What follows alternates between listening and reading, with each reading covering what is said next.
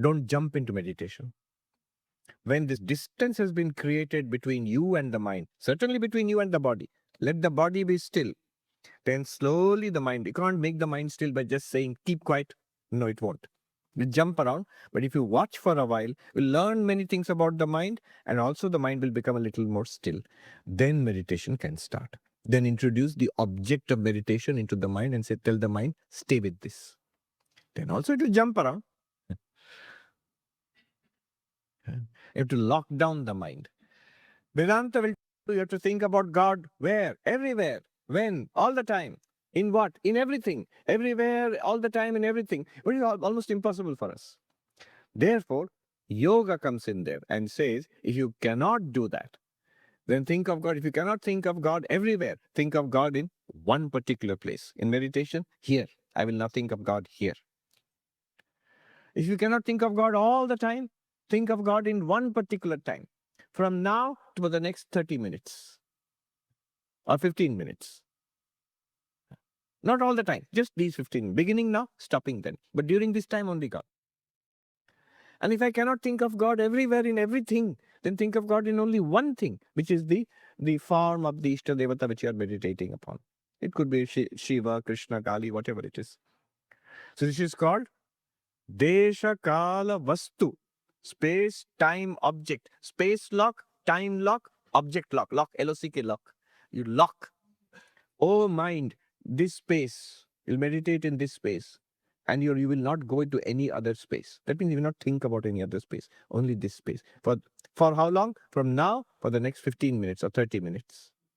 And in this space also you will think of Shiva or Kali, whatever the Ishta Devata is, and this mantra. This is called space lock, time lock, object lock. You have locked the mind into a space, into time, into object. You try to do this. You make up your mind, try, you'll fail. And you'll realize the power of the mind. In the Bhagavad Gita, Arjuna tells Sri Krishna, this yoga, after Krishna taught all this to Arjuna in the 6th chapter, Arjuna says, "O Krishna, yo yang yogas tvaya prokta madhusudana sammyena madhusudana." He says, this yoga which you have taught, O Madhusudana, it's useless. I want to talk to customer care. Not working, not up to specifications. Why does it not work? Here, Swami Virajanji says, number 6. What Sri Krishna has said, Virajanji says here in number 6. There is no other easy or convenient method to achieve one-pointedness of mind except by Abhyasa, or repeated and sustained efforts, and by Vairagya, or non-attachment to worldly objects. 2 things. Systematic practice over a prolonged period of time. Doesn't matter what the results are, you will have to do. Morning and evening, sit. A lot of nonsense we give time to. We never ask, audit. But about spiritual meditation, immediately we ask for results. Hey, morning and evening I've been sitting, nothing's happening.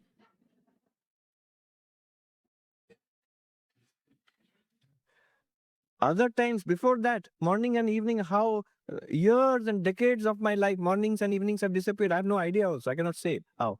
But the moment I'm asked to meditate, I am very aware of how much time I'm giving to it. And also I want results.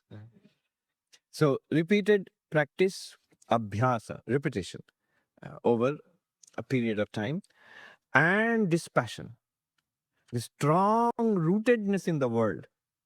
That is what is creating the shakiness in the mind. We'll set it free. Sri Ramakrishna's beautiful anecdote of the 3 friends who were drunkards. They were going at night, they were going back to home, they had to cross a river.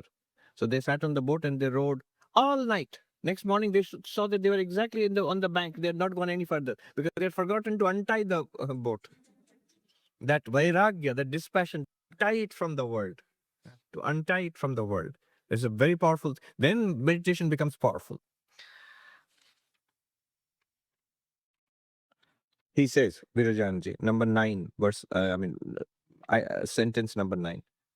Self-effort, Purushakara, is necessary for spiritual attainment. Resolve firmly. I will realize God through my own efforts by doing spiritual practices. So people say, a lot of people ask, it's all grace, right, Swami? Excuse. Because we want, I know I will do anything, so I just want assurance. It all happens by grace anyway. So what's the point of? No, no. After Virajanandaji, he passed. Shankaranandaji was the president of the order, and after him, Vishuddhanandaji was the president. So Vishuddhanandaji was once asked, isn't it grace, kripa? Please give me grace, kripa, in Bengali, Sanskrit, Hindi, kripa. And Vishuddhanandaji replied, do you know the meaning of kripa? First kri, then pa. Kri means to do, pa means to get. So first do and then you'll get.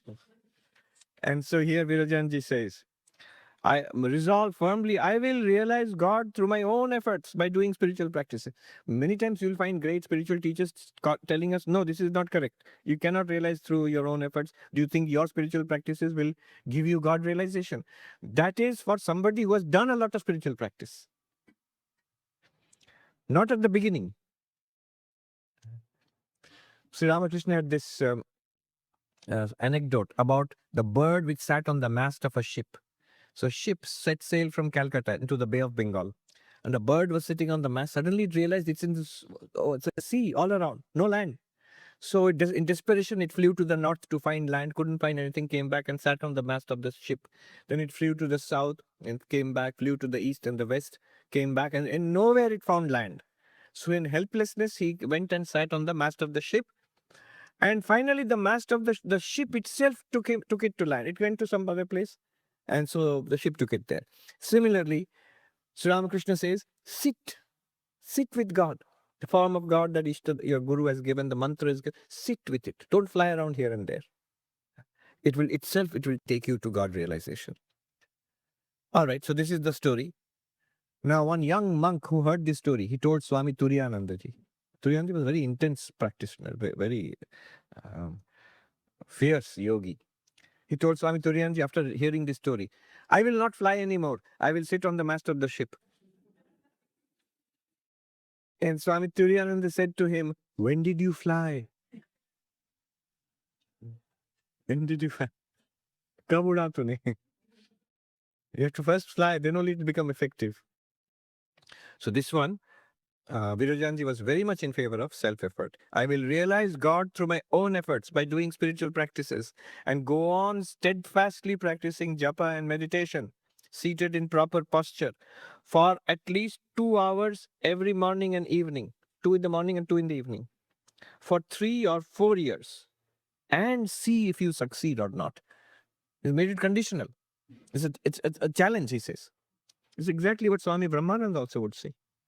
Repeat it 3,000-4,000 times in a day, the mantra, for repeat it 10,000 times in a day, and for 3 or 4 years. And then if nothing has happened, you can come and, Brahmananda said, you can come and slap me. Nobody came and slapped him. So either they did not do, or they attained, and they got some result out of it, definitely.